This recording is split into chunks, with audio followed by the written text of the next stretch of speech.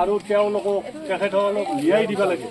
त्या সময়খিনি আমি এটা দাবী দিছিলোঁ যে 24 ঘণ্টাৰ ভিতৰত তেওঁলোকে এটা দোষিত কৰাত্ব কৰি চিনাক্ত কৰি তেখেতসকলক এটা ন্যায় ব্যৱস্থা কৰি দিব লাগে। কিন্তু আমি তেখেতসকলক প্ৰথমতে ধন্যবাদ জনাইছোঁ যে কিবা এটা হোৱাৰ লগে লগে ফোন কৰাৰ লগে লগে আহিছে আমাৰ সহায়ৰ কাৰণে। গতিকে তেখেতসকলক প্ৰথমতে ধন্যবাদ জনাইছোঁ। আৰু কথাটো হ'ল যোৱা 3 তাৰিখত যিটো মানে ইয়াত ঘটনা হৈছে, ল'ৰা এজনৰ মৃত্যু হৈছে, দুটা পৰিয়ালৰ মাজত কিবা এটা বিবাদ হৈছে, তেওঁলোকৰ কাজিয়া হৈছে। সেই কাজিয়াত নিষ্পাপ ল'ৰা এজনৰ আমি বিশ্বাস ৰাখিছোঁ, আপোনালোকেও বিশ্বাস ৰাখক। আৰু উচতনিত যাতে সংঘৰ্ষ নহয়, দ্বিতীয়বাৰ যাতে এনেধৰণৰ কোনো হত্যাকাৰী বা জখম নহয়। ভুলেই নাই তেনেকুৱা মানুহ নহয় জানো, দুটা পৰিয়ালৰ মাজত নিজৰ বিবাদ তেনেকৈ তেওঁ হিচাপে তো সেইটো আমি বুজিছোঁ। আপোনালোকৰ খুবটো হেৰি হয়, জাষ্টিফাইড হয় আপোনালোকৰ, কিন্তু তাৰ কাৰণে আপুনি এটা ৰাস্তা ব্লক কৰিতো অহা যোৱা যাতায়াতটো বন্ধ কৰিলেতো নহ'ব। আমি জানো আপোনালোকক কওঁ যে ইমান দিনে ল'ৰাটো কেলৈ ধৰা পোৱা নাই, কিন্তু আমি এনেকুৱা নহয় যে পুলিচ বহি আছে, এই ল'ৰা দুজনৰ ফোন ট্ৰেক কৰি মেলি গোটেইখিনি চাই আছোঁ আমি। এনেকুৱা নহয় যে কোনো বহি আছে, আয়োগ গোটেই দৌৰি ফুৰিছে। এতিয়া ৰিচেণ্টলি খালি এটাই প্ৰব্লেম হৈছে যে আমাৰ দুজন আপোনাৰ আদাবাৰী যিজন হেৰি আছিল আই চি আছিলে, তেওঁ ট্ৰান্সফাৰ হৈছে। তো কেছটো বেলেগ এজন এতিয়া যোন নতুন আই চি আহিব তেওঁলৈ ট্ৰান্সফাৰ হৈছে কেছটো, বুজিছে। তো তেওঁ গোটেই তদন্তখিনি হৈ তেওঁ আহিও আছে এতিয়া, তেওঁ আজিয়ে জইন কৰিছে, আজিয়ে এতিয়া ইমিডিয়েটলি তেওঁ আহিছে। তো সেইখিনি আপোনালোকে আমাক অকণমান সময় দিব লাগিব। এইটো নহয় যে কোনো বহি থকা নাই ইয়াতে, আপোনালোকৰ পৰা আমাৰ হেল্প ল'ব। যদি ক'ৰবাত শুনিছে যে তেওঁলোকে ক'ৰবাত বেলেগক ক'ৰবাত লুকাই আছে বা কিবা খবৰ পাইছে, সেইখিনি আপোনালোকে আমাক জনাওক, মনে থানাত জনাওক। যাতে এনেকৈ যদি আপোনালোকে ধৰ্ণা কৰি দিয়ে, সিহঁতিতো গম পালে যদি ক'ৰবাত লুকাই আছে, সিহঁতিতো গম পালে যে এনেকৈ ধৰ্ণা হৈছে, আমি তালৈ ঘূৰি যাব নোৱাৰোঁ বা আমি নিজৰ আত্মীয়স্বজনক কণ্টেক্ট কৰিব নোৱাৰোঁ, আমি বেলেগকৈ ইয়াতে লুকাই থাকিম, তেনেকৈতো আৰু সোমাই থাকিব, নহয় জানো কথাটো। তো সেইখিনি আপোনালোকেও আমাৰ লগত কোঅপাৰেট কৰিব লাগিব, সিমানটোৱে কথা। আৰু বাকী আমি ভাবিছিলোঁ আজি চাৰ্কল অফিচাৰকো মাতোঁ বুলি, তেওঁ অকণমান বুজ লওক কথাটো, কিন্তু তেওঁ এতিয়া ট্ৰেইনিঙত আছে।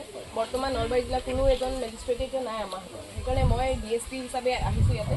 OC আমাৰ OC ছাৰো আজি নাই, তেওঁ ট্ৰেইনিং কৰিছে, য'ত আইচিডেণ্ট তেওঁ আহিছে। আপোনালোকৰ মাজত আজি কিবা ক'ব আছে এজনকে লাহে ধীৰে শান্তিভাৱে আপোনালোকে ক'ব। ভাই হয় দুয়োপক্ষ কাজিয়া কৰি আছিল, কাজিয়া কৰি থাকোঁতে মোৰ ভাই আগুৰিব গৈছিল, যাওঁতে উনি মাৰিছে আমি গম নাপাওঁ। এতিয়া তাৰে উচিত তদন্ত কৰি আমাক দোষীক শাস্তি দিব লাগে, এইখানিয়ে মোৰ অনুৰোধ। মানে কৈছে এতিয়া আমি দোষীক চিনাক্ত কৰিছোঁ, তাৰে ব্যৱস্থা কৰিম আমি এতিয়া ইতিমধ্যে কৈছে প্ৰশাসনে দিব বুলি কৈছে আমাক। এতিয়া মোৰ ভাইটি আগুৰিব কোনে মাৰছি গম পোৱা নাই আমি, আৰু উচিত সিদ্ধান্ত লাগে আমাক, বেলেগ একো নালাগে। যোনে মাৰিছে বা হজাৰতে মাৰক বা মুক্তৰে মাৰক, যোনে নামৰাক আমাক সেইটো আমিও সেই দোষীকে বিচাৰি আছোঁ, সেই দুজন মানুহকে আমি বিচাৰি আছোঁ। ছাৰহঁতে গম পায়, আমি ফুল সহযোগ কৰিছোঁ। আমাক এটাই লাগে, যিজনে অপৰাধ কৰিছে সেই অপৰাধীজনে চিনাক্ত কৰিব লাগে আৰু শাস্তি দিব লাগে। বস্তু যিজনে এজনে নাজানে, যিজনে ভায়েক আছে একোৱে নাজানে, সেইজনে যাতে ন্যায় পায়, সেইটোৱে আমাৰ দাবী, ৰাইজৰ দাবী। দোষী মাত্ৰ দুজনে, সেই দুজনৰ ভিতৰত কোনোবা এজনে কৰিছে। তো আমাক ৰাইজৰ ফালৰ পৰা এইটোৱে আহ্বান, দোষীক 24 ঘণ্টাৰ ভিতৰত চিনাক্ত কৰিব লাগে। 24 ঘণ্টাৰ ভিতৰত চিনাক্ত কৰি লগে লগে কৰায়ত্ব কৰি উচিত শাস্তি দিব লাগে। আমাৰ গোটেই ৰাইজৰ এইটোৱে আহ্বান। 3 তাৰিখে যি নিৰপৰাধী আবুল আলীৰ হত্যাকাণ্ড সংঘটিত হৈছে, তাৰ কাৰণে আমাক ন্যায় লাগে। ন্যায়ৰ কাৰণে আমাৰ আজি প্ৰতিবাদ।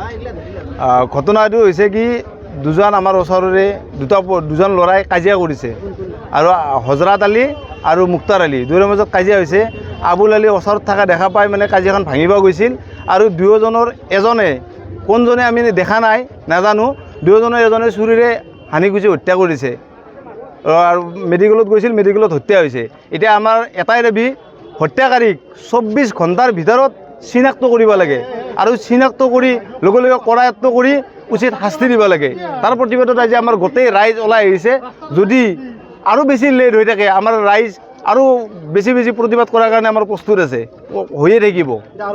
আমাক আৰক্ষীয়ে আমাক আশ্বাস দিছে যে তেওঁলোকে যিমান সোনকালে পাৰে 24 ঘণ্টাৰ ভিতৰত পাৰি যিমান সোনকালে পাৰি চেষ্টা কৰি আছে, আৰু ভুক্তভোগীৰ পৰিয়ালক ন্যায় দিম বুলি কৈছে, আৰু দোষীক আজিৰ ভিতৰতে পাৰিলে কৰায়ত্ব কৰি শাস্তি দিম বুলি কৈছে।